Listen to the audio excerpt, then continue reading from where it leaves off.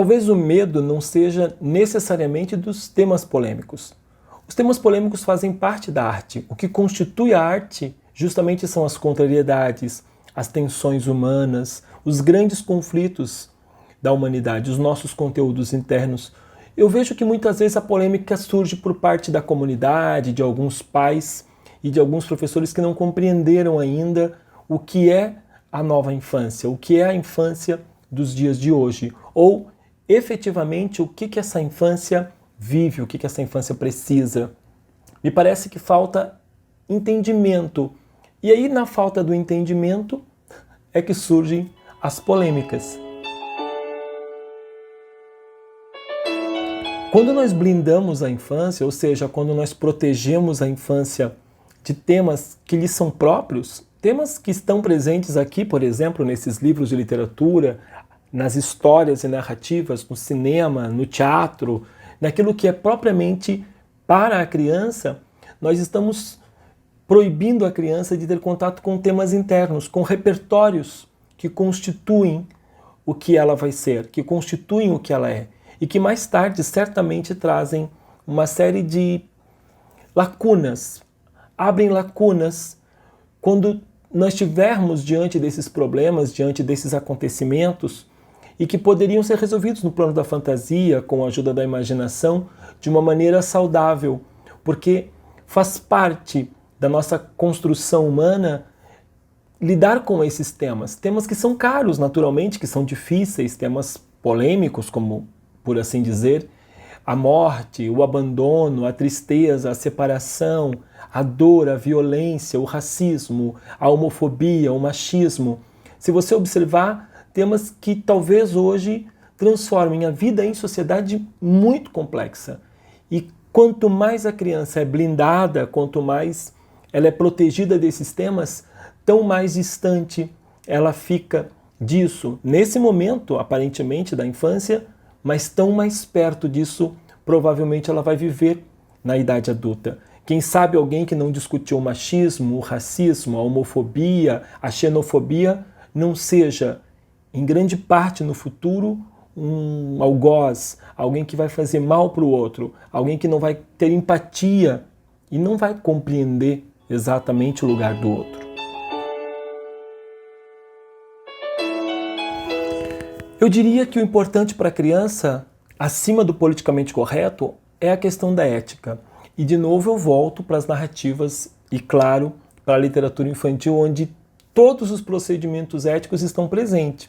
A questão, por exemplo, da fada e da bruxa, que nós sempre conversamos, quando eu vejo a fada e percebo que ela pode contribuir com alguém, que ela pode ajudar, ela significa uma metáfora de todas essas pessoas incríveis que passam pela nossa existência. Do mesmo modo, a bruxa, o lobo mau, ou seja, personagens que de alguma maneira representam, simbolizam tudo aquilo que nos toma, tudo aquilo que não nos faz bem, tudo aquilo que nos prejudica e que pode inclusive nos levar à morte. Qualquer que seja a representação daquilo que a bruxa pode proporcionar.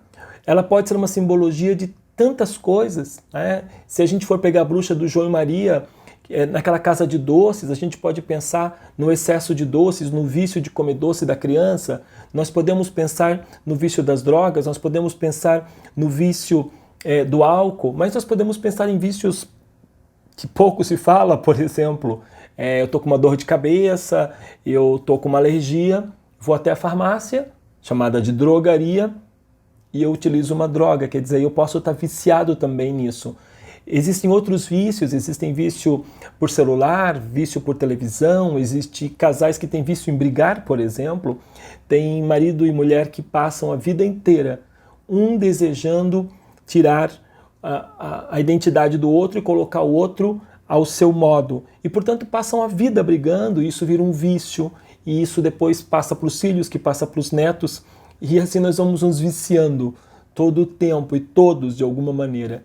Portanto, eu acredito que o politicamente correto, ele poderia ser trocado, ser substituído por uma preocupação com a ética. E aí, eu insisto, ela começa lá nos bebês, na bruxa e na fada, no lobo e em tantos outros personagens que vão mostrar à criança formas de estar, formas de viver no nosso mundo, sempre ludicamente.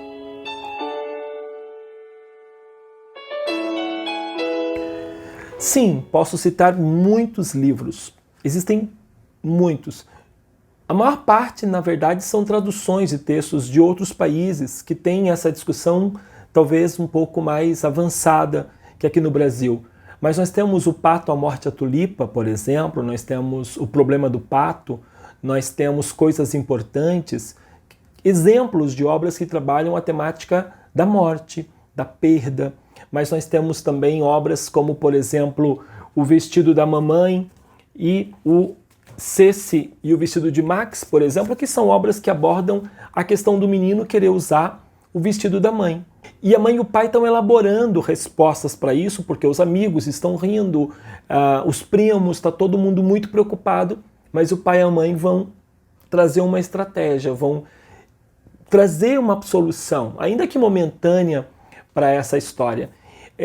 Temas como, por exemplo, o abandono. A gente tem o abandono clássico no João e Maria, mas nós temos outros tipos de abandono durante a literatura infantil. Nós temos temas, por exemplo, como as obras de Hans Christian Andersen, que trabalham no Patinho Feio toda a questão do que hoje nós chamamos de bullying, quer dizer, que é essa não aceitação do outro no grupo. Então são temas muito difíceis quando a gente pensa que nas obras originais dos irmãos Grimm, eles trouxeram a gravidez da Rapunzel, a gravidez precoce, quando nós temos ainda nos irmãos Grimm temas como, por exemplo, a rivalidade feminina, que é um tema difícil, um tema muito delicado de se tratar, ou o suicídio da Pequena Sereia, que é espantoso, o modo como Hans Christian Andersen nos traz isso. A infância desnuda, uma infância cheia de limitações e dificuldades, como A Pequena Vendedora de Fósforos, do Hans Christian Andersen, ou de amores impossíveis, como o do Soldadinho de Chumbo. E aí nós temos, assim, vários exemplos disso, tanto na literatura clássica, como aqui na literatura contemporânea. A criança é apresentada à morte desde tenra idade. Então, nos videogames, nos desenhos infantis, nas séries de TV, nas novelas dos canais abertos, a morte todo o tempo está presente, quer dizer, sempre morre alguém. E nos jogos, por exemplo, para você passar de fase, você tem que matar, o seu score vai aumentando à medida que você vai matando mais, ou destruindo mais, ou enfim, colocando mais bombas, ou dando mais tiros. Mas talvez a forma como a escola mostre a morte, a forma como um professor, via literatura infantil, via contação de histórias, discute a morte, essa sim é importante.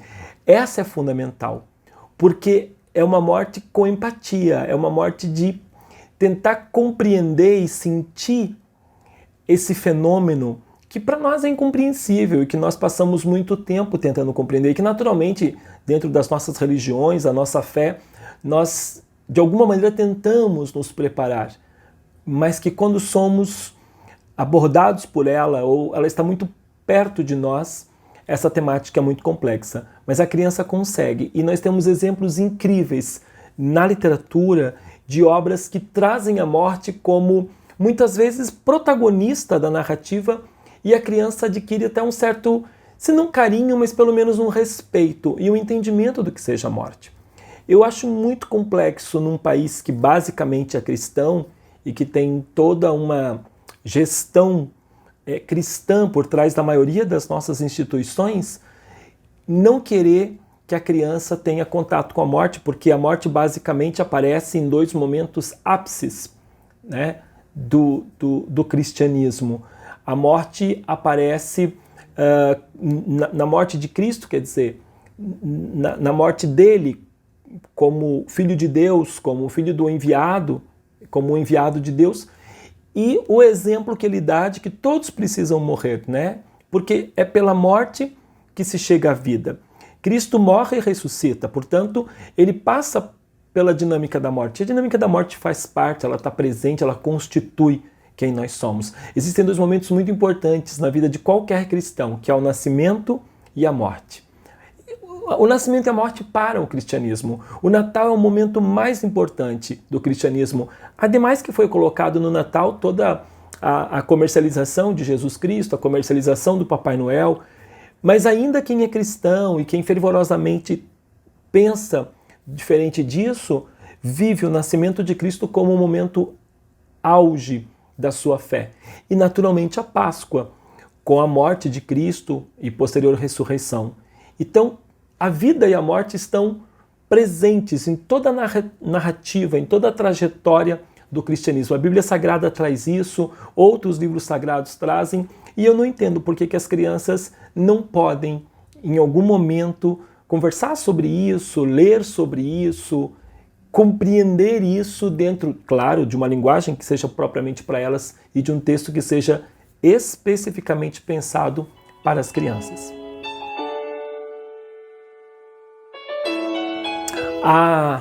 É preciso preparo e dar trabalho. Dá trabalho porque o processo de análise e seleção das histórias em si já é trabalhoso.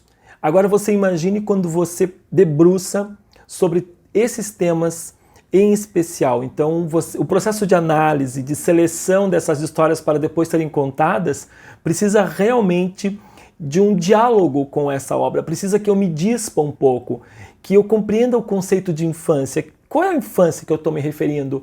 A essa infância blindada, a essa infância maquiada, a essa infância, ou a infância verdadeira, o menino e a menina que vivem em 2021, que perguntam, que assistem televisão, que jogam videogame, que escutam os amigos e os adultos conversando. Se eu me refiro a essa infância, então é preciso preparo, porque é preciso realmente levar essas obras sabendo que eles vêm com um arsenal de perguntas e eles vão absorvê-las de acordo com todo o universo que eles convivem. E muitas vezes, acreditem, é um universo tão fora da realidade porque as crianças dialogam sobre esses temas, conversam, compreendem entre eles, mas não com os pais, os professores. E aí talvez na hora que o professor ou o pai leve a obra, ele se sinta um pouco constrangido. Não porque ele não conheça ou não saiba, mas porque ele já entendeu que reina uma forma de existência no qual esses temas não se podem falar. São temas silenciados para a escola e para os pais. Mas o amiguinho no intervalo não tem problema, porque o amigo vai entender, o primo vai entender. Mas talvez o pai, a mãe e a escola fiquem cheios de dedos. Então é preciso realmente muito preparo e cuidado na análise e seleção dessas obras. Talvez mais cuidado com os adultos do que com as próprias crianças.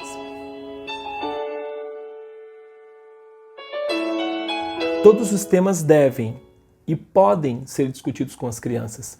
Tudo depende da maneira como eu vou abordar o tema. Porque as crianças tudo perguntam. E se elas não têm a resposta dos pais, se elas não têm a resposta da escola, se elas não têm a resposta na comunidade de fé, onde eles podem juntos compreender o mundo, a criança vai buscar muitas vezes essa resposta em lugares que nem a escola, nem os pais, nem a igreja gostaria.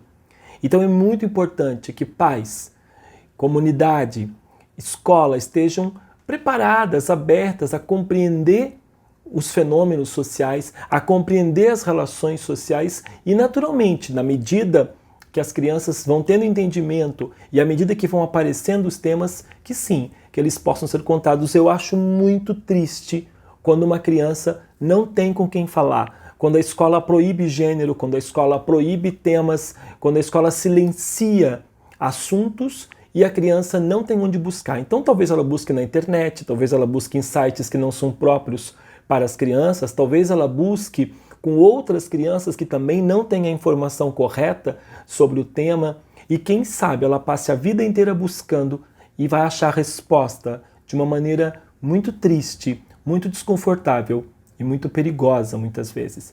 Então somos nós, eu, você, a escola, os pais, todos que trabalhamos com as crianças que podemos proporcionar a elas toda a segurança, todo o conforto de que tudo aquilo que diga respeito à condição humana possa, a qualquer momento ser conversado. O que é dito é óbvio, na verdade o óbvio só é óbvio se é dito, mas muitas vezes, quando deixa de ser óbvio, pode virar um tabu, pode virar uma inquietação e pode virar um desconforto para o resto da vida. Nós vivemos em 2021, chegou a hora de a gente poder abrir o jogo, jogar limpo com as crianças, já que elas generosamente, ao longo dos séculos e dos milênios, sempre jogaram tão limpo com todos os adultos.